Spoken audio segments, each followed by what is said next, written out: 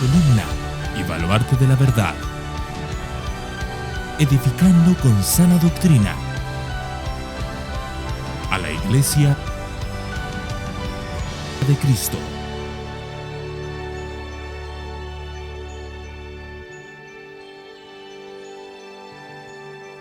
Así que hoy vamos a terminar con Habacuc. Y a pesar de que haremos una vista panorámica, quiero que vayamos y partamos desde un pasaje. Así que vamos a leer Habacuc capítulo 3, versículos 12 al 19.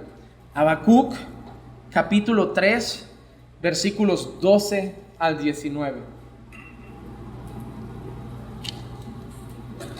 El título del mensaje es Dios nos salvará de nuestros enemigos. Dios nos salvará de nuestros enemigos. Y dice así: con indignación marchaste por la tierra, con ira hollaste las naciones. Saliste para salvar a tu pueblo, para salvar a tu ungido. Destrozaste la cabeza de la casa del impío, descubriéndolo de arriba abajo. Traspasaste con sus propios dardos la cabeza de sus guerreros que irrumpieron para dispersarnos. Su regocijo fue como el de los que devoran en secreto a los oprimidos.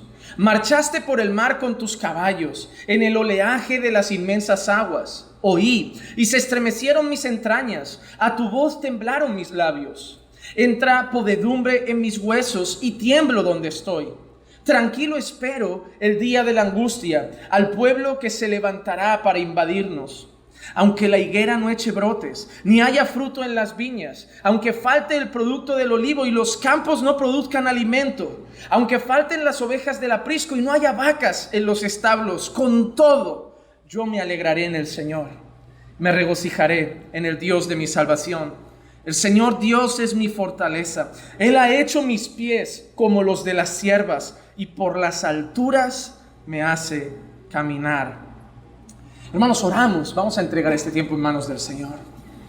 Padre, te damos gracias por la oportunidad que nos das de estar aquí un día más para escuchar tu palabra. Señor, yo sé que nadie de esta sala ha salido de sus casas a escuchar a los hombres. Nadie ha salido de su casa para escuchar las ideas de un hombre, los pensamientos de un hombre, el corazón de un hombre. Han salido de sus casas para escuchar la voz de su Dios. Han salido de sus casas para escuchar tu palabra. Y por eso te pido, Señor, que me ayudes a sujetarme a tu palabra. Que no permitas, Señor, que mi mente, que mi corazón entre, Señor, en medio del mensaje para cambiarlo, sino que sea fiel en la exposición y simplemente enseñe lo que está escrito. Porque yo sé que así tú alimentarás los corazones y edificarás las vidas de tu pueblo. Te pido, Señor, que me uses para edificar a tu iglesia. Que me uses para que hoy salgan, Señor, fortalecidos, regocijados, y para que hoy salgamos de aquí diciendo que nuestro Dios es grande y nuestro Cristo es glorioso. Así que, Señor, dejamos este tiempo en tus manos y te pedimos que obres a través de tu Santo Espíritu. Y te pedimos todo esto en el nombre de Jesús. Amén, amén y amén. Hermanos, antes de ir a los puntos que quiero tratar en esta mañana desde este texto, me gustaría recordar un poco lo que hemos estado viendo todas estas semanas. Me sorprendió porque, a pesar de ser un libro relativamente corto, solo hemos visto 3 capítulos, nos ha dado para 10 o 11 sermones. No quiero ni pensar lo que va a pasar con Oseas, porque son unos cuantos más. Sin embargo, el Señor nos ha edificado mucho a través de esta palabra. Algo que hablaba con los hermanos y muchos hermanos me decían es que este libro también nos ha permitido ver la cara quizá más dura de Dios. Porque estamos acostumbrados a hablar del amor de Dios, de la compasión de Dios, de la misericordia de Dios, pero hemos visto en este libro también un Dios que juzga, un Dios que castiga, un Dios que disciplina y lo hace con su pueblo. También pudimos ver en este libro la soberanía de Dios. Pudimos ver cómo el profeta empezaba ese diálogo con el Señor y le decía: Señor, ¿hasta cuándo? La gente te ha dado la espalda, el pueblo te ha fallado, el pueblo vive como le da la real gana. Señor, ¿hasta cuándo? Parece que el profeta quería que Dios arreglara la situación y Dios le dice: vale, pues hasta aquí lo voy a arreglar. Pero ¿cómo lo arregló? Dice, voy a enviar a una nación pagana, una nación que no me adora, una nación que no me ama, una nación que tiene falsos dioses y además una nación que dice que son feroces, que arrasan con todo y los voy a usar contra vosotros. Os van a invadir, se van a llevar a vuestros hijos, se van a llevar vuestros animales, se van a llevar vuestro ganado, os van a dejar las tierras secas, van a tirar vuestras murallas, van a quemar vuestras casas, os van a esclavizar, van a matar a vuestros soldados. Y Habacuc se queda como perplejo, como, no me esperaba esto. Pero sabe que es un castigo justo. Sabe que lo merecen. Saben que han pecado contra el Señor porque Dios había hecho un pacto con ellos. Si obedecéis estos mandamientos, yo os bendeciré. La tierra dará fruto. Seréis un pueblo fértil. Yo iré delante de vosotros. Venceréis a vuestros enemigos. Os irá bien porque seréis obedientes. Pero en el mismo pacto Dios también dice, pero si me dais la espalda, si me cambiáis por otros dioses, si me desobedecéis, maldeciré vuestra tierra, vaciaré vuestros establos, secaré vuestros campos y seréis el hazmerreír de las naciones enemigas que se llevarán a vuestros hijos. Realmente Dios solo estaba cumpliendo la advertencia que ya había dado muchos años atrás. Entonces Habacuc sabe que el castigo es justo. Pero Habacuc sabe algo, que el castigo no viene de un Dios extraño para él, el castigo viene de su Padre.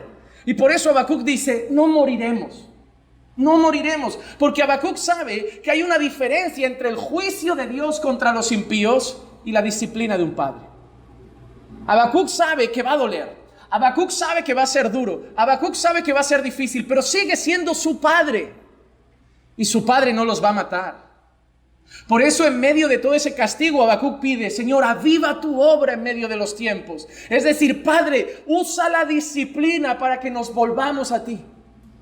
Usa el castigo para que nos humillemos y tu pueblo vuelva a obedecerte, vuelva en obediencia a ti, vuelva en amor a ti. Usa la disciplina para quebrantar los corazones. ¿Recuerdan ese texto que muchos conocemos de si el pueblo se humillare y buscaren mi rostro y se arrepintieran de sus malos caminos, entonces yo perdonaré? Eso es lo que Dios quería para el pueblo. No quería matarlos, pero la disciplina a veces es dura. Cuando vosotros, los que sois padres, disciplináis a vuestros hijos, no creo que sonrían. A veces lloran, a veces se enfadan, a veces os mirarán con odio, pero lo hacéis con un único fin, ¿verdad? El bien de ellos. Y a veces yo creo que como padre debe ser duro. Yo no soy padre, pero yo creo que como padre debe ser duro, porque tu hijo te muestra rabia, odio, indignación, pero tú lo haces por amor. Y te duele ver que tu hijo se enfada contigo por algo que tú haces por su bien. Pero yo creo que todo padre tiene que soportar la rabia de un hijo, la pataleta de un hijo, y solo esperar que cuando el hijo crezca un día lo abrace y le diga, papá, gracias. Porque tu manera de corregirme, pues, me libró de muchos males. Hizo lo que soy hoy. ¿Cuántos de nosotros no hemos dado gracias a nuestros padres ya con 25, 30 años? De decir, papá, yo sé que te decía, cuando estés mayor te meteré en un asilo. Y de esos donde pegan a la gente. Yo le decía eso a mi padre. Cuando mi padre me reñía y me castigaba, decía, un día estarás viejo. Querrás que yo te cuide y no, te meteré en un asilo barato, de esos que te atan, te pegan, así, bien. Hoy no, yo miro a mi mujer y le digo, si mi papá se pone malo nos va a tocar cuidarlo, no va a ser fácil, pero nos va a tocar cuidarlo. El Señor nos ha enseñado que hay que honrarlos y amarlos. No creo realmente que ningún creyente debiera tener a sus padres en un asilo. Creo que el asilo es un invento de los impíos. Porque bíblicamente yo creo que el Señor nos manda a cuidar. No creo que deban ser como garrapatillas, ni los hijos de los padres, ni los padres de los hijos. Que mientras cada uno se valga por sí mismo, se les puede ayudar desde otra casa. Pero a veces llega un momento en que están solos, mayores, y yo creo que ahí los hijos, nuestra responsabilidad es cambiarle los pañales, como ellos nos los cambiaron a nosotros. Hermanos, entonces Dios va a disciplinar a su pueblo, pero ellos saben que no van a morir porque es su Padre y los ama y lo hace por su bien. Entonces llegamos a ese punto final donde Habacuc canta esa canción y le dice que yo esperaré tranquilo al pueblo invasor. Es decir, esto es inevitable.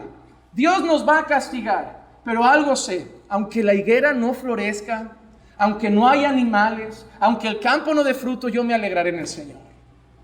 Y es bonito ver esa historia en Habacuc. Vemos a un Dios que castiga, pero que sigue siendo un padre que lo hace por amor. Y aquel profeta que empieza angustiado por lo que viene, acaba confiado que todo obra para bien de aquellos que aman al Señor. Pero entonces, ¿yo qué quería enseñar hoy? Ahí vamos. ¿Qué quería enseñar hoy? Siempre decimos que toda la Biblia apunta a Jesús. Toda la Biblia apunta a Jesús. En todos los libros de la Biblia nos debemos preguntar algo. ¿Dónde está el Evangelio? ¿Dónde está el mensaje de salvación? Porque si no, esta historia, ¿de qué vale para nosotros? Es una historia de otro pueblo, de otro tiempo, con otros enemigos. Entonces lo vemos como una historia de la que podemos sacar algunas enseñanzas, pero que no podemos aplicar mucho a nuestra vida quizá. Pero realmente el Evangelio está ahí. Y lo que yo quiero que hagamos hoy es volver a algunos versículos de Habacuc y ver cómo esos versículos hablan del Evangelio y nos muestran el proceso, la obra de redención y de salvación de Dios en nosotros. No sé si hoy va a ser más un estudio que un sermón, pero lo que sí sé es que vamos a ser edificados. Así que en primer lugar debemos entender esto, y es el punto 1. La salvación es un plan de Dios. La salvación es un plan de Dios. Mira lo que dice Habacuc, capítulo 2, versículo 3. Porque es aún visión para el tiempo señalado. Se apresura hacia el fin y no defraudará. Aunque tarde, espérala, porque ciertamente vendrá y no tardará. Lo que Dios iba a hacer estaba escrito ya, pero era una visión para un tiempo señalado. Dios no dice lo voy a hacer ahora o lo voy a hacer mañana. Dios le dice a Habacuc lo que va a hacer. Le dice que va a venir el castigo y al mismo tiempo le dice que va a venir luego el juicio contra los enemigos, que Él también los salvará luego de sus enemigos. Todo lo que el Señor le cuenta a Habacuc es para un tiempo señalado. Es para un tiempo señalado. Es decir, el mismo Dios que prepara el juicio también es el mismo Dios que dice, bueno, pero los caldeos no se saldrán con la suya, luego los vamos a aniquilar. Así como dice que los voy a usar para castigaros, dice que luego los voy a castigar por lo que han hecho, porque son malvados. Así que vemos que ese plan es un plan que viene de Dios. Hermano, el plan de salvación no es un plan que nace de los hombres. Los hombres no pecaron y de golpe le dijeron al Señor, Señor, haz algo para salvarnos. ¿Qué te parece si haces esto para salvarnos? Hermano, el plan de salvación estaba trazado desde la eternidad. Una de las cosas que más me gusta y que me gustó mucho entender es que Jesús estaba preparado desde antes de la fundación del mundo.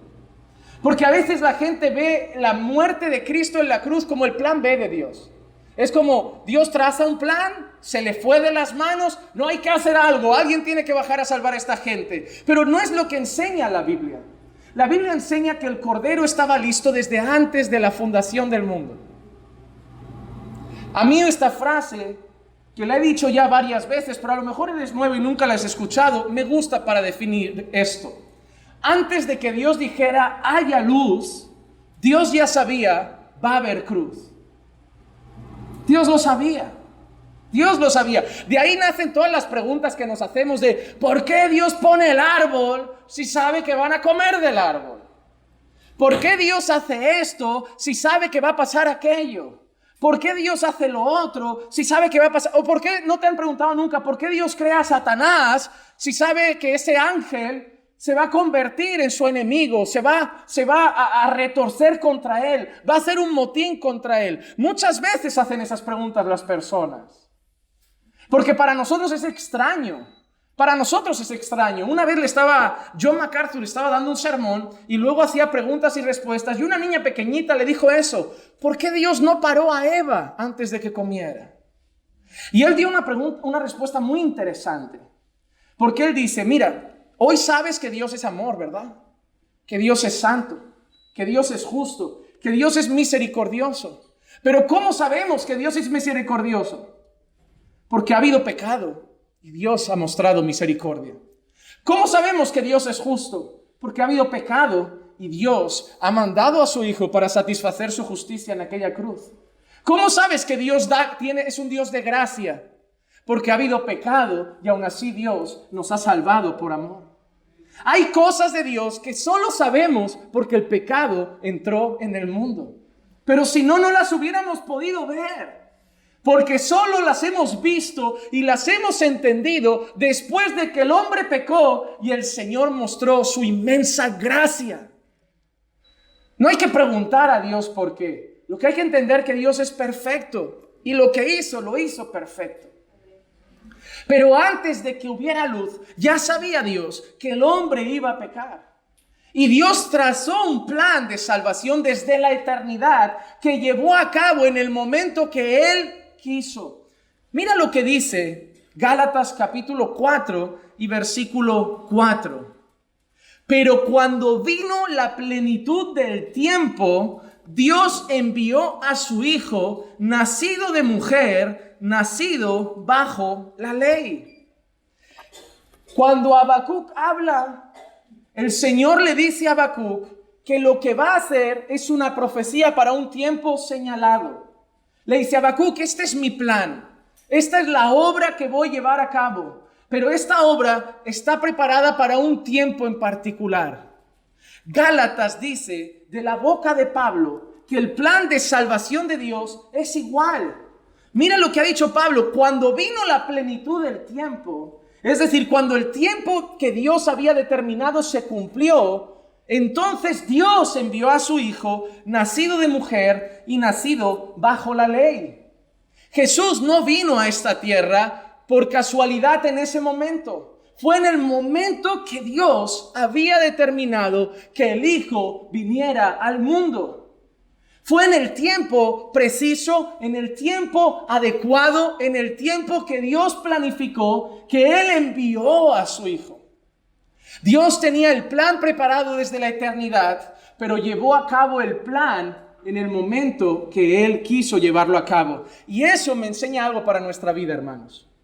Hay cosas que Dios tiene para nosotros, que nosotros hasta podemos saber que Dios las va a conceder. Pero hay algo que aprendí. Dios lo concede todo en su tiempo. El mayor problema que tenemos los hombres creo que son las prisas. A mí me pasa.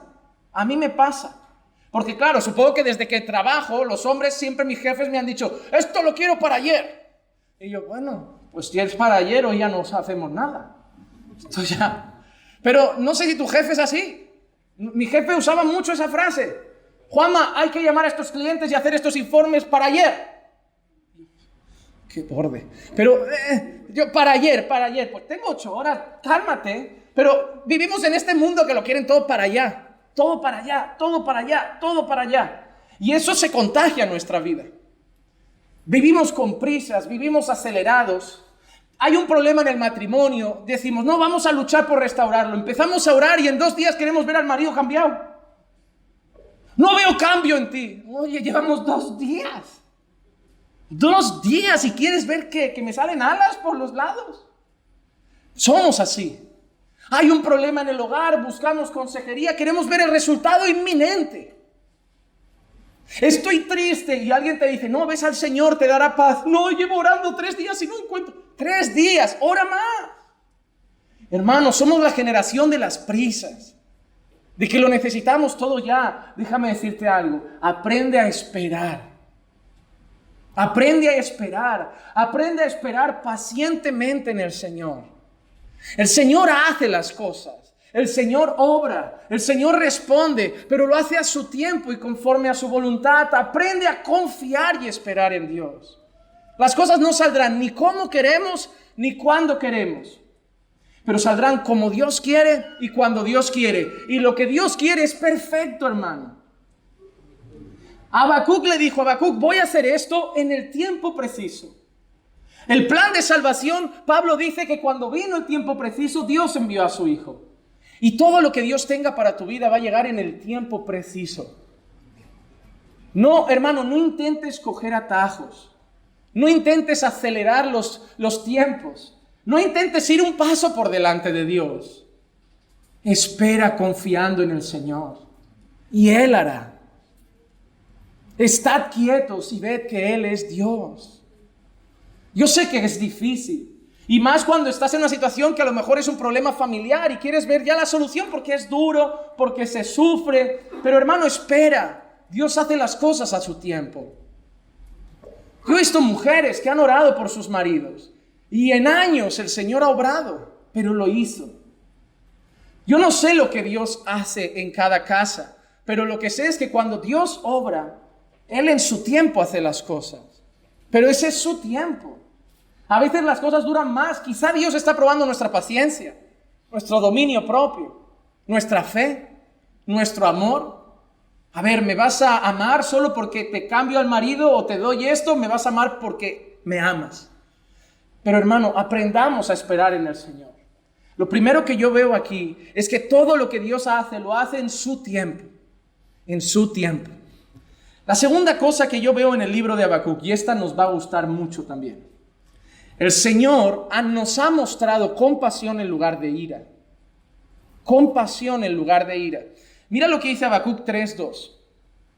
Oh Señor, he oído lo que se dice de ti y temí. Aviva, oh Señor, tu obra en medio de los años. En medio de los años dala a conocer. En la ira, acuérdate de tener compasión. Habacuc sabía que venía la ira de Dios, pero le pide al Señor una cosa: en la ira, ten compasión. En medio del castigo, ten compasión. En medio de la disciplina, ten compasión. Pues déjame decirte algo, hermanos. Tú y yo merecíamos toda la ira de Dios. Pero en medio de eso, Dios tuvo compasión de nosotros. Hermano, cuando yo sé que merecía de todas, estar en el lago de fuego, donde hay lloro y crujir de dientes, y saber que hoy estoy aquí, yo sé que he recibido compasión de Dios. Hermano, yo no merecía hoy ser tu pastor. Yo no merecía ni tan siquiera hoy ser tu hermano. Pero estoy aquí. Porque en lugar de ira, recibí compasión. Tú tampoco debías estar aquí hoy. Muchos de vosotros, por la vida que llevabais, algunos ya estaríais muertos. Otros no estaríais casados. Sed honestos, ¿cuántos de nosotros ya no tendríamos nuestro matrimonio? ¿Cuántos de nosotros estaríamos ya con cuántas parejas? Hasta igual con varios hijos de varias personas. ¿Cuántos de nosotros tendríamos hoy la vida para patas arriba, hermano? Y hoy estás aquí, cantando a Dios. Tu familia a tu lado, disfrutando de su gracia. La pregunta que te quiero hacer es, ¿lo merecemos? No. Hermano, nunca olvides que todo lo que tienes no lo mereces, porque eso te hará agradecido. Tú no eres alguien bueno al que Dios vino a rescatar. Tú eres alguien malo, como yo, del que Dios tuvo misericordia. Dios no vino a morir por los buenos. Dios vino a morir por los viles pecadores. Mira lo que dice el Salmo 103 y el verso 10. No nos ha tratado según nuestros pecados, ni nos ha pagado conforme a nuestras iniquidades. Hermano, hazte esta pregunta. ¿Qué te tendría que dar hoy Dios conforme a cómo has vivido hasta hoy? Yo os veo a algunos de vosotros, quizá con vuestro hijo en brazos, quizá con el carrito y el bebé ahí, quizá con vuestra esposa al lado. Y yo os pregunto, si Dios nos hubiera pagado conforme a nuestros pecados, yo no tendría esposa en casa. Yo no estaría aquí. Probablemente tú tampoco. Hermano, no olvidemos que no hemos sido tratados conforme a nuestras iniquidades. Hemos recibido la compasión de Dios. Hemos recibido el amor de Dios. Hemos recibido la misericordia de Dios. ¿Sabes lo que te vuelve un legalista? Creer que eres bueno, creer que eres santo, creer que eres digno. Y entonces vives esa vida religiosa solo porque cree que tú eres bueno, mejor y más puro y más digno. Pero ¿sabes lo que es un cristiano? Es aquel que lucha por vivir en santidad, lucha contra el pecado, sabiendo que no es digno, pero agradecido porque no ha sido tratado conforme a sus iniquidades. Hermano, hemos recibido la gracia de Dios.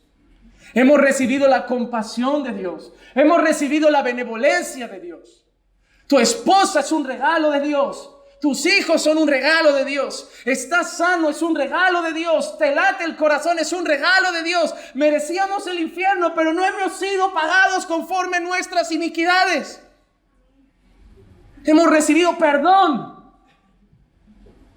Por eso no somos dignos a mirar a este mundo y querer odiarlos como si ellos sí merecieran la ira de Dios y nosotros no. Hermano, déjame decirte algo. Tú y yo merecíamos lo mismo que van a recibir aquellos que no están en Cristo. La única diferencia es que nosotros hemos degustado su gracia. Deberíamos salir a compartirla para que otros también la reciban. Cuando entiendes eso, te vuelves una persona incluso más compasiva con los demás. Porque no te sientes moralmente superior. No te sientes más bueno, más digno porque ahora eres cristiano. Reconoces que eres tan pecador como ellos, solo que tú has recibido la gracia de Dios. Y entonces empiezas a verlos como ovejas que no tienen pastor. La frase que más vemos en Jesús cuando miraba a los perdidos, ¿cuál es? Los miró y tuvo compasión de ellos. Hermano, yo oro al Señor para que nos haga más compasivos por los que están perdidos. Que nunca creamos que nosotros éramos dignos del perdón de Dios.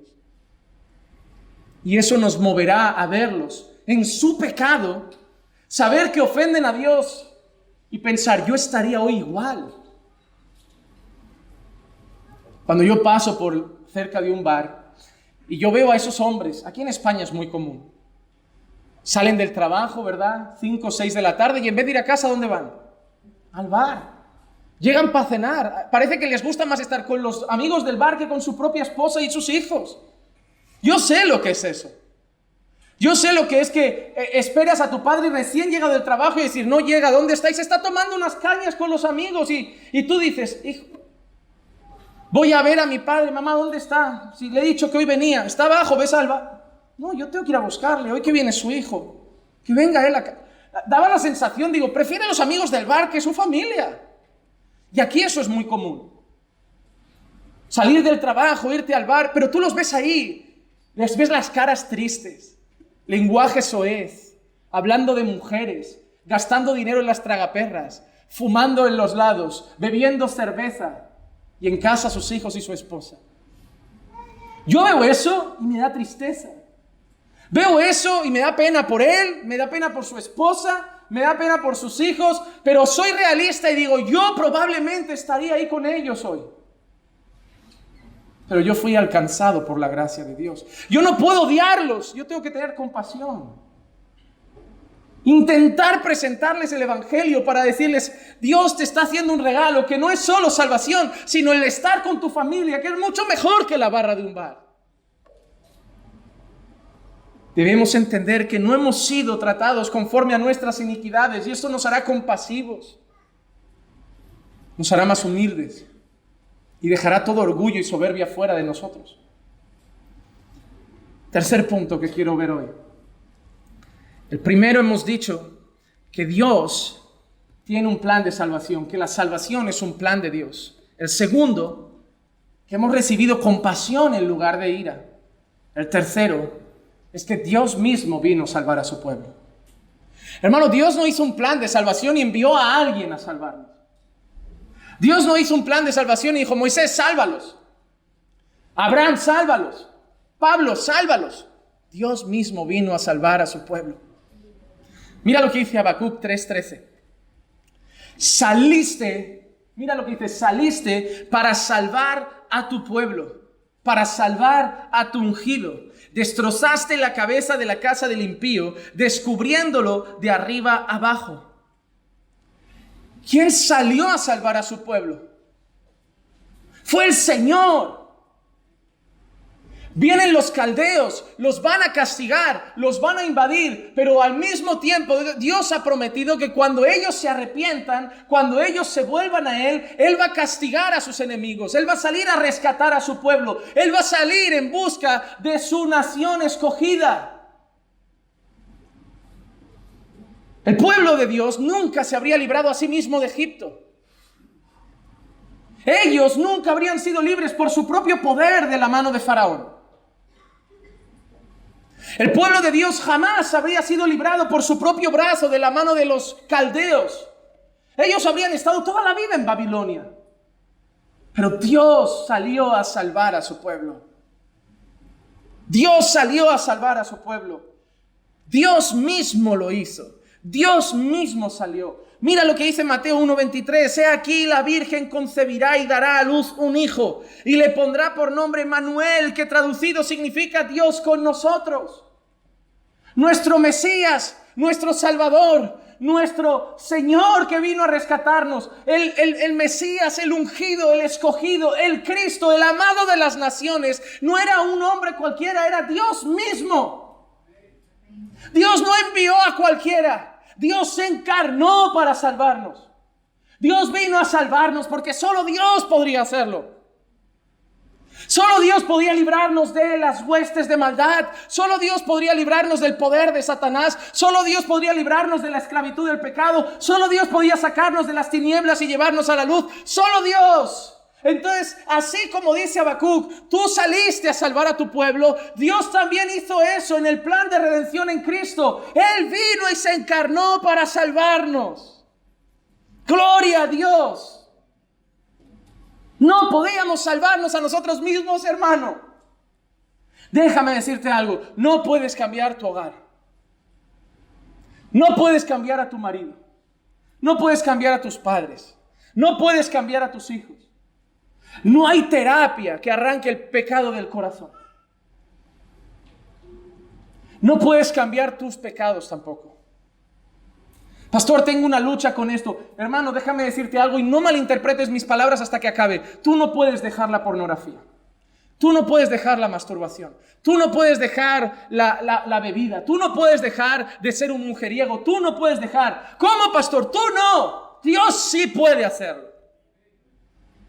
El mayor problema de mi vida fue cuando yo al principio del matrimonio, yo todavía era recién convertido. Tenía muchísimas fallas en mi carácter. Y no es que no tenga hoy, pero tenía muchas más. Y yo siempre que fallaba a Crisia, recuerdo que le prometía lo que todos: no lo haré más. Te prometo que nunca más te grito. Te prometo que nunca más te hablo así. Te prometo que nunca más te contesto de esta manera. Te prometo. Promesas y promesas y promesas. Y eran buenas intenciones. Yo no mentía. Realmente yo quería cambiar. Yo quería ser mejor. Pero volvía y caía en lo mismo. Hasta que un día entendí que yo no puedo cambiarme. Que yo no puedo cambiar mi corazón. Que yo no puedo transformarme. Y entendí que solo podía ir a Dios. Que solo Dios podía hacerme mejor esposo. Que solo Dios me puede hacer mejor pastor. Que solo Dios me puede hacer mejor hermano. Que solo Dios me puede hacer mejor persona. Que yo no puedo. Yo no puedo salvarme. Yo no puedo cambiarme. Es Dios el que tiene que hacer la obra. Es Dios el que tiene que poner tanto el querer como el hacer. Es Dios el que tiene que obrar por el poder de su Santo Espíritu. Hermano, no te cargues con tu familia en tus manos. No cargues tu hogar en tus manos, tu matrimonio en tus manos, porque vas a vivir desgastándote. Entrega todo en manos de Dios. Solo Dios puede hacer esos cambios. No te digo que desistas de tus hijos. No te digo que desistas de tu marido. No te digo que desistas de tu hogar. Te digo que los lleves a los pies de la cruz. Porque solo Dios puede hacer esos cambios. Y llévate a ti mismo ahí también. Porque yo sé que hay muchos aquí que desean cambiar cosas de sus vidas, que no están consiguiendo combatir, porque lo están haciendo con la fuerza de su brazo. Ve a la cruz. Deja que Dios te cambie. Tú no puedes, yo no puedo, pero Dios es el Dios de lo imposible. No hay pecado que se resista si lo pones en las manos de Dios. Hermano, usa las herramientas que Dios te ha dado: ayuno, oración, los hermanos de la iglesia. Pasa tiempo en alabanza, pasa tiempo en la palabra y verás cómo la mano del alfarero va dándote la forma adecuada. Pero busca al alfarero. Tú no eres el alfarero, tú eres el barro. Y a veces creemos que somos el alfarero. Creemos que yo le daré la forma cristiana a mi casa. No, yo soy barro. Pero el alfarero está ahí, Sus manos siempre están dispuestas a tomarnos y darnos forma. La cuestión es, queremos dar forma. Queremos que nos moldeen, porque duele. Porque hay que humillarse. Pero saber que cuando Él te toma en sus manos, aunque duela, es para tu bien. Y al final te va a hacer más como Jesús. Hermano, Dios vino a salvarte. Dios vino a rescatarte del lodo. Dios vino a tomar tu vida podrida y miserable y hacerte santo. Tú no podías, yo no podía, pero Él sí. Él sí. Y en el texto que hemos leído, Él dice, saliste a salvar a tu pueblo, para salvar a tu ungido, destrozaste la cabeza de la casa del impío, descubriéndolo de arriba abajo. Él vino a salvarnos. Pero, hermanos, la cuestión es a salvarnos ¿de qué? Cuando nosotros leemos a Habacuc, vino a salvarlos de sus enemigos, ¿verdad? Y ese es el título del mensaje. Dios vino a salvarnos de nuestros enemigos, pero nuestros enemigos eran Babilonia. Nuestros enemigos eran los caldeos. Ni siquiera la gente con la que vivimos. No son nuestros jefes. No son nuestros vecinos inconversos. Vamos a ver de qué enemigos nos salvó el Señor. Primera de Corintios, capítulo 15, versículo 24 al 26 dice: entonces vendrá el fin, cuando Él entregue el reino al Dios y Padre, después que haya abolido todo dominio y toda autoridad y poder, pues Cristo debe reinar hasta que haya puesto todos sus enemigos bajo sus pies, y el último enemigo que será abolido es la muerte. En primer lugar, quiero decirte que el mayor enemigo que Cristo ha vencido es la muerte. La muerte. ¿Sabes cuál es el mayor miedo que la gente ha tenido en esta pandemia? No es el virus, es la muerte. La gente no teme un virus, la gente no teme la gripe, la gente teme la muerte. La gente teme la muerte. ¿Tú te imaginas lo que es estar en esas camas de hospital, sin Cristo, sin esperanza, agonizando, sabiendo que se te va el aire y que estás escuchando en las noticias que no hay cura? ¿Cómo te puedes sentir al saber que no puede venir nadie a hablarte, nadie a abrazarte, que no hay esperanza, que tus pulmones cada vez retienen menos aire, que tu corazón cada vez late más despacio, que tu garganta cada vez está más seca, que tus ojos cada vez ven más borroso y que te estás apagando con 30 años? Y que te estás apagando con 35 años. Y que te estás apagando con 40 años. Y te estás apagando solo. Que no vas a coger más la mano de tu hijo. Que no vas a coger más la mano de tu esposa. Que no vas a coger más la mano de tus amigos. Y estás solo en la cama de un hospital, viendo que tus pulmones se secan, viendo que tu corazón deja de latir, viendo que tus ojos se cierran, que las noticias solo dicen no hay esperanza. Y tu corazón solo te está diciendo una cosa: se acabó. Pero ahora, ¿qué pasa si es un creyente? El corazón se va a seguir parando igual. Los pulmones se van a seguir secando igual. Los ojos se van a seguir cerrando igual. Pero nosotros sabemos que los vamos a abrir en la gloria de nuestro Señor, porque la muerte fue vencida. Mira cómo cambia la historia.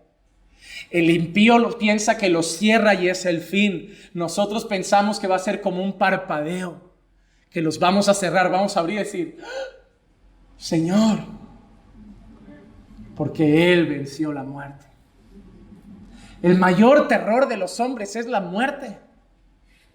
El mayor terror de los hombres es la muerte. Yo soy tan cobarde que ahora que soy creyente solo digo al Señor que me haga morir sin sufrir. Siempre le digo al Señor: Señor, ni ahogado, ni quemado. Señor, solo apagarme. Solo apagarme, que hoy estoy a películas y cuando me hacen ahogadillas en la piscina o algo, yo la sensación de morir ahogado ni la quiero. Señor, yo ya no tengo miedo a la muerte, pero tengo miedo a algunas formas de morir. Pero el Señor va a hacer lo que quiera, Él es soberano. Pero también Él es bueno. Él es bueno. Recuerdo la última vez que estaba viajando a predicar a otro país, había muchas turbulencias. Y como creyente tú no puedes mostrar miedo. ¿Dónde va un creyente con miedo? Ahí, firme, firme. La única convicción, hermano, me puse a orar con quien iba conmigo. Oramos. Me miró al escuchar mi oración, porque solo decía, Señor, si me mato, que me mate rápido. Que me mate rápido. Solo decía, Señor, que no caiga en el agua ya en tiburones. Que no me coman poco a poco. Que muera rápido en el golpe. Señor, yo me quito hasta el cinto para morirme del golpe, pero así como en un segundo. Como cuando alguien salta de un piso 20 y no lo nota. O sea, solo quería morir rápido. No pedía ni siquiera que el avión no se estrellara, solo que no me enterara mucho. La gente estaba sufriendo y yo solo pidiendo morirme rápido. No me morí. También le di gracias por eso. Y dije, bueno, estuvo bien lo de no matarme directamente. O sea, hermano, nosotros no tenemos miedo a la muerte. Porque hemos creído que si Él resucitó, nosotros resucitaremos con Él. Hay una parte de la predicación de Pablo que dice, si no creyéramos que Cristo resucitó, nuestra predicación es en vano. Es decir, porque si Cristo no ha resucitado, ¿para qué predicamos? Si al final se quedó el Señor en el hoyo, se quedó en la sepultura.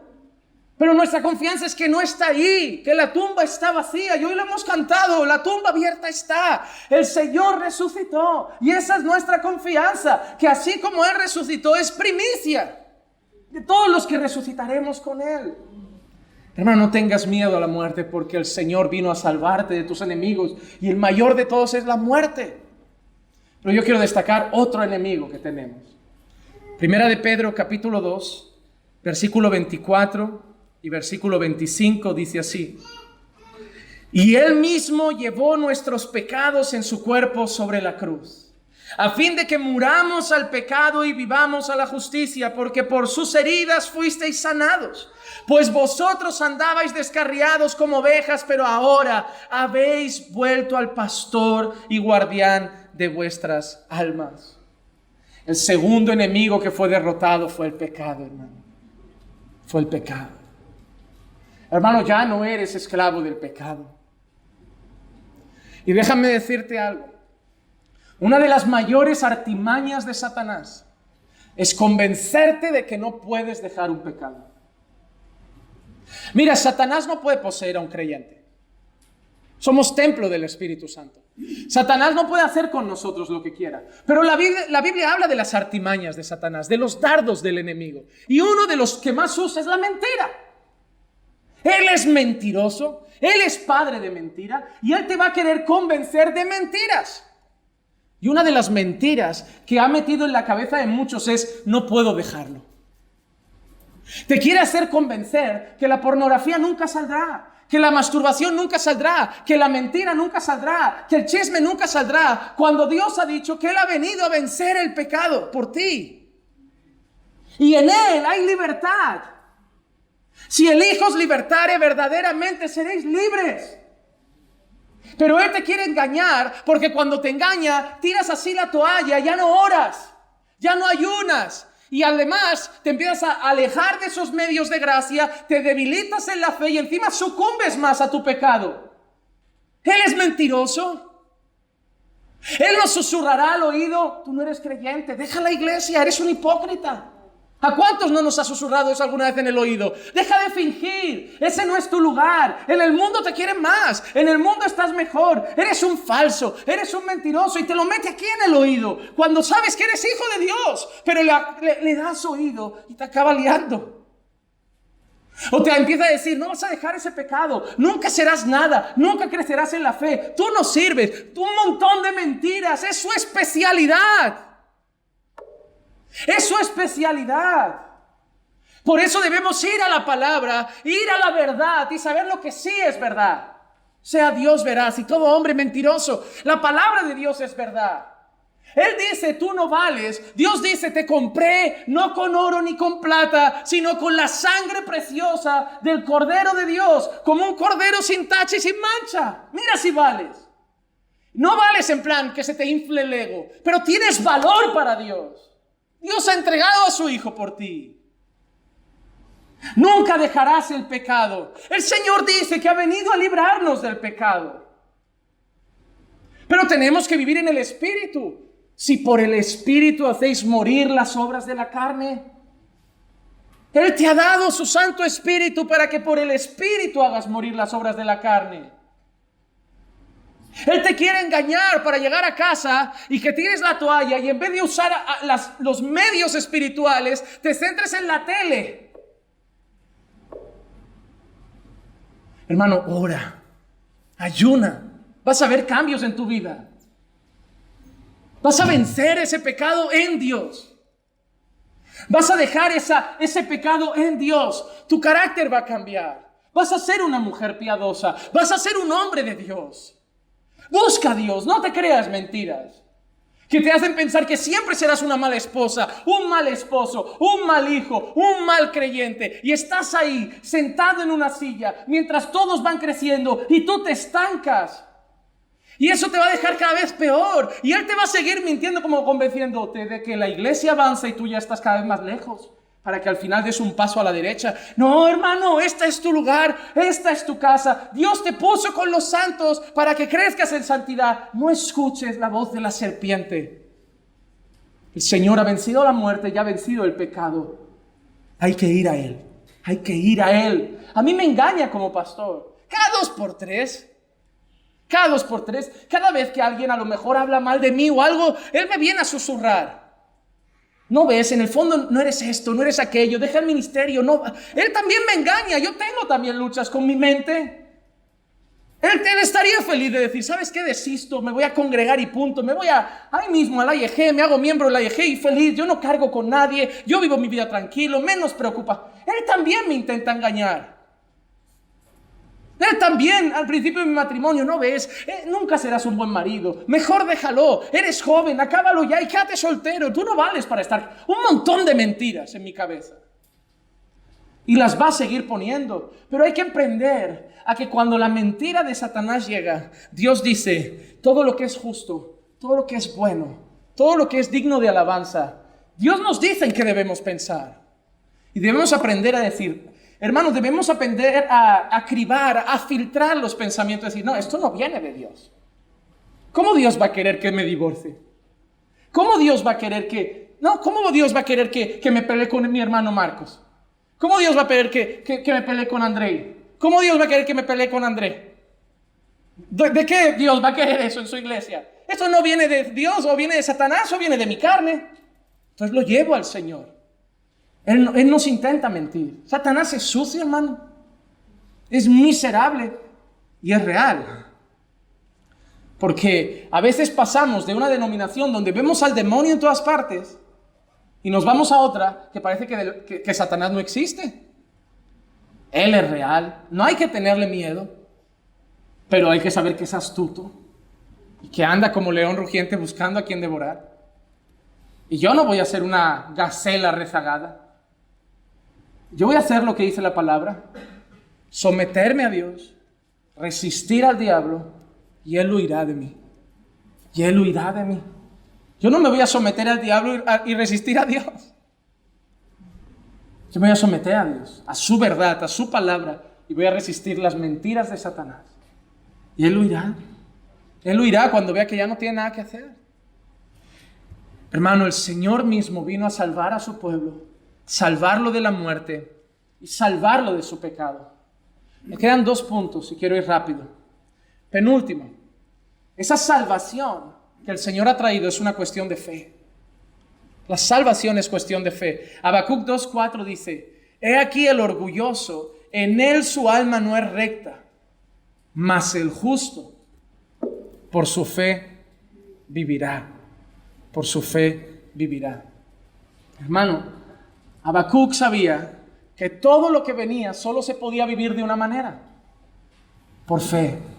Esa palabra de Habacuc es repetida en el Nuevo Testamento en más de una ocasión. Por ejemplo, Romanos 1:17.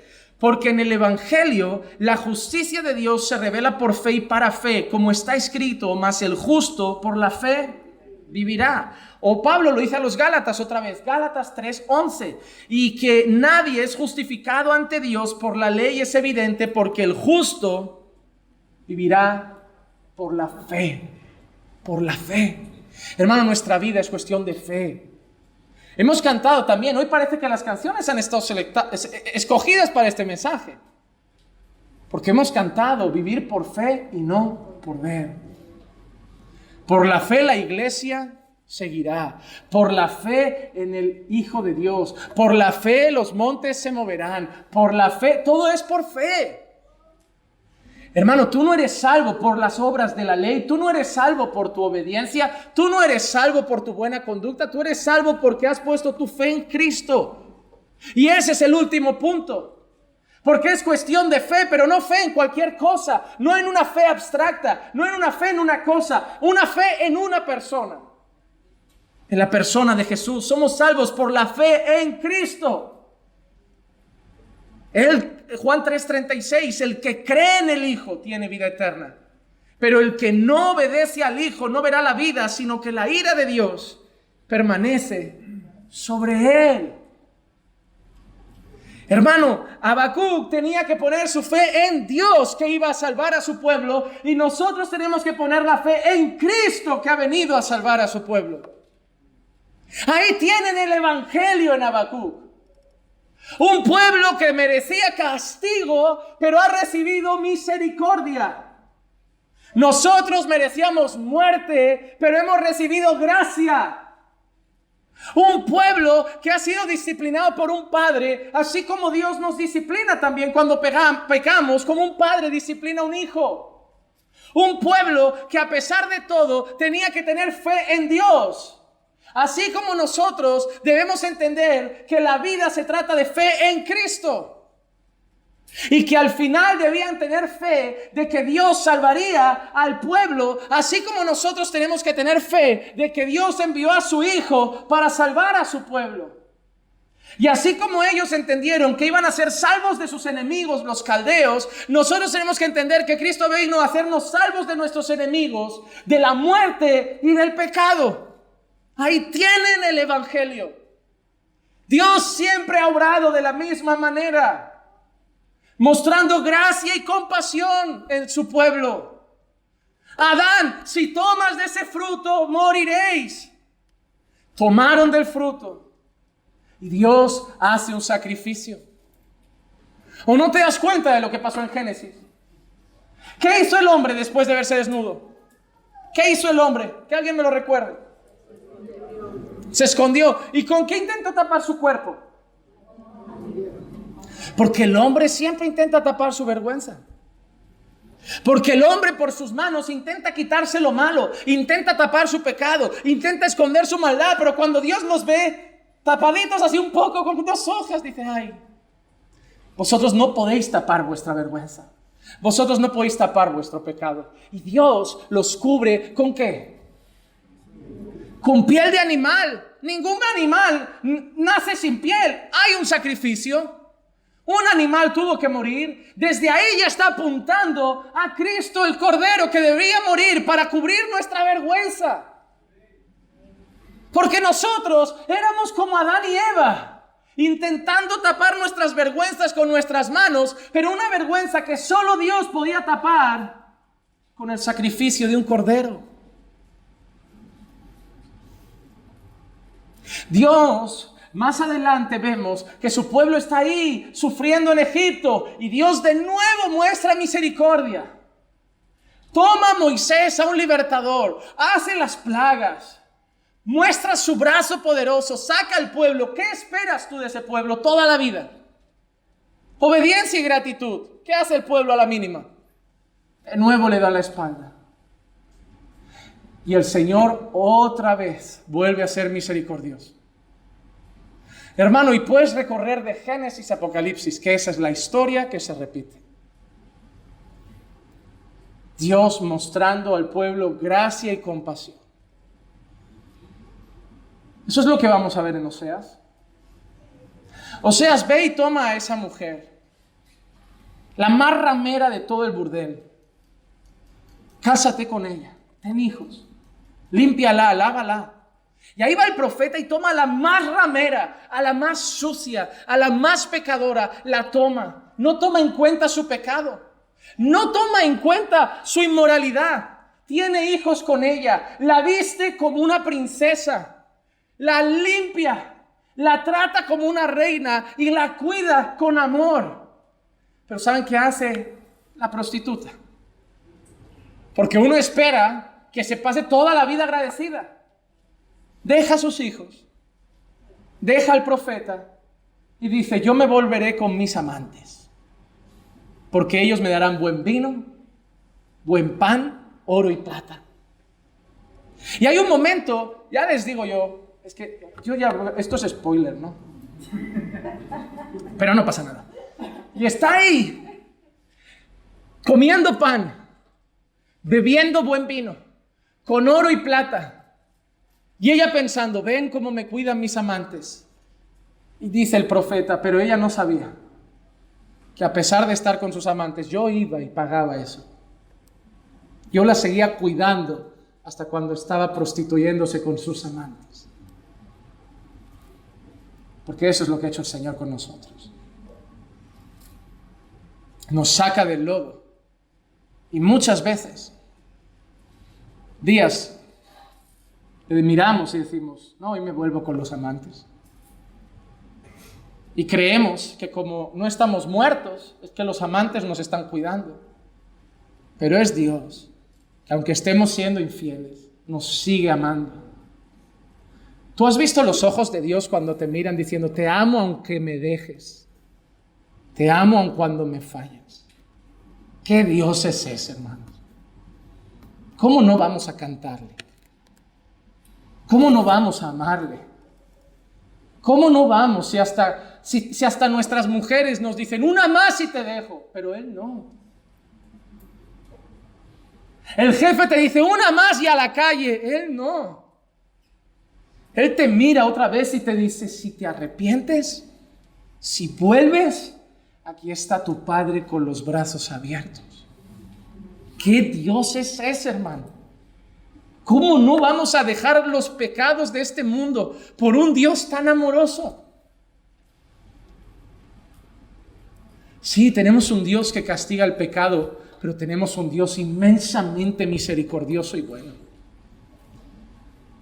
Pero cuando yo veo ese amor y misericordia, no me entran ganas de disfrutar del pecado. Porque hay gente que dice, si tú le dices eso al pueblo, que siempre le perdonarán, se van a ir al pecado. No. Si son de Dios, no. Si son de Dios. Miren, ¿saben lo que duele? Fallar a un padre. Yo termino con esto. Cuando yo tuve el problema de bulimia, ya sé que no lo parece, pero yo tuve bulimia. Hace muchos años. Cuando yo tuve el problema de bulimia, mi padre negaba eso. Mi padre no, porque tiene un problema. Mi padre no le gusta enfrentar los problemas. Prefiere fingir que no están.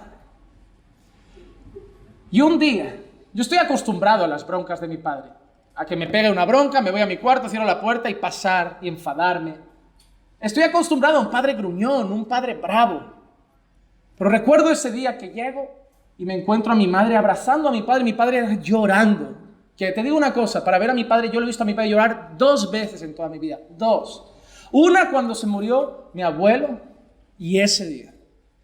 No he visto llorar a mi padre más. Bueno, sí, en una boda. Y lo vi llorando y yo le dije a mi madre, ¿qué pasa? Yo primero que pensé, se me ha muerto a un familiar, se murió mi abuela, se murió alguien. Es lo primero que pensé. Y me dijo, vete al cuarto. Y yo, no quiero hablar contigo, vete al cuarto. Y mi padre me miró y no me dijo nada y siguió llorando. Y yo dije, ¿pero qué le pasa? Y yo ya me estaba quedando inquieto. Y vino a mi memoria un flash de decir, ay, este mediodía comí. Y como ya me estaban siguiendo al baño, me compré bolsas de basura, las dejé en casa y lo que hacía era dentro de la habitación ponía la música, vomitaba en la bolsa, ataba el vómito y luego cuando bajaba a la calle lo tiraba. Pero me la había dejado en la habitación. Y mi padre ya no tenía cómo ocultar el problema de su hijo. Un hijo que te ha perdido casi 30 kilos en 2 meses no es normal. Un hijo que te mide 1 metro casi 90, 1,86 m y te está pesando 68 kilos. Y ver el vómito allí en una bolsa. Ya sabes que ha llegado a un límite preocupante. Entonces ya salí corriendo con la cabeza en el suelo, humillado. Papá, ya sé qué está pasado, pero yo lo voy a arreglar. Y me dice, no, Juanma, no, da igual. ¿Tendré yo la culpa? ¿Habré hecho algo mal? Pero hijo, te voy a tener que llevar a San Boi. Es que si no te me vas a morir. Porque yo sé cómo es esto. Me vas a decir que cambias, pero vas a estar vomitando. Pero ver esas lágrimas. Mira, ningún tortazo, ningún grito ha conseguido en mí tanto como ver a mi padre llorar, triste por lo que yo hacía. Al día siguiente dejé de vomitar. Con Dios me pasa algo parecido. Porque yo he fallado a Dios siendo creyente también. Y miras arriba y sabes que mereces que caiga un rayo ya y te fulmine. Porque los de ahí al menos no lo conocen, pero yo sí, y aún así paso a veces por encima. Merezco a veces, creo que más castigo que ellos. Porque yo he conocido la verdad, yo le canto y a veces llega un día y le fallo o trato mal a mi esposa o albergo ira en mi corazón o cosas que no son propias de un creyente y miro al cielo como, ¿sabes qué? Merecería que se abriera el suelo y me tragara. Y de golpe a veces pasa que el Señor hasta me bendice y eso me duele. A veces yo le he dicho a Eclesia, no hay nada que me duela más que haber fallado a Dios y ver que todavía me sigue cuidando. Que me bendice. Que no me paga conforme a mis pecados. Y siento tanta vergüenza en ese momento que corro humillado a orar y decir, Señor, cámbiame, yo te quiero honrar. Pero mi carne es súper débil. Pero yo quiero agradarte, yo quiero ser un pastor digno de ti, un esposo digno de ti, un hermano digno de ti. Hermano, no es el miedo lo que cubre multitud de pecados, es el amor. Te voy a dar un consejo para terminar hoy. Ama a tu esposo cuando te falle. Págale el mal con bien. Ama a tu esposa cuando te trate mal. No te pongas a la altura. No juguéis a ver quién grita más y a ver quién tiene la última palabra. Cuando uno falle, que el otro ame incondicionalmente. Porque eso es lo que hace Dios con nosotros. Cuando tu hijo te falle y esté esperando el mayor de los castigos, ámalo. Llora delante de él. Y dile, te amo. Me estás destrozando con eso. Pero yo te amo y soy tu padre y voy a estar aquí siempre. Hermano, no sabéis todo lo que puede llegar a restaurar el amor. Porque es el amor de Dios lo que restauró nuestras vidas. Si tú estás hoy aquí y no has entregado tu vida todavía a Jesús, ve a Cristo. Pon tu fe en Él. Deja que Él sea la victoria sobre la muerte y el pecado. Deja que en Él recibas las promesas de vida eterna. Y recibe el amor de un Padre como nadie te habrá amado jamás. Vamos a orar. Padre, te damos gracias por tu palabra. Te damos gracias por tu evangelio. Y te damos gracias por tu misericordia. Gracias por tu bondad, Señor. Gracias, Señor, por todo lo que has hecho por nosotros, aun habiéndote fallado. Señor, cámbianos. Cámbianos, Señor, y perdónanos. Señor, no merecemos ser tus hijos. No merecemos estar hoy aquí. Pero tú has sido bueno con nosotros. Ayúdanos, Señor, a obedecerte más, a santificarnos más, a limpiarnos más, a amarte más, Señor. Perdónanos cuando aun conociendo tu verdad no la obedecemos. Pero, Señor, en ti sabemos que podremos vencer cada pecado, que nuestro carácter será transformado y nos irás santificando para presentarnos un día ante ti limpios, como una iglesia pura y sin mancha. Señor, que a pesar de mi torpeza, este mensaje pueda dar fruto en el corazón de mis hermanos. Que puedas fortalecer su fe, que puedas reforzar su amor, levantar al caído y llevar al impío a la cruz. Obra, Señor, pues yo confío que esta palabra hoy no volverá vacía.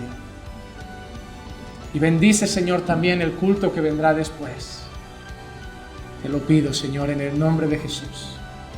Amén, amén y amén.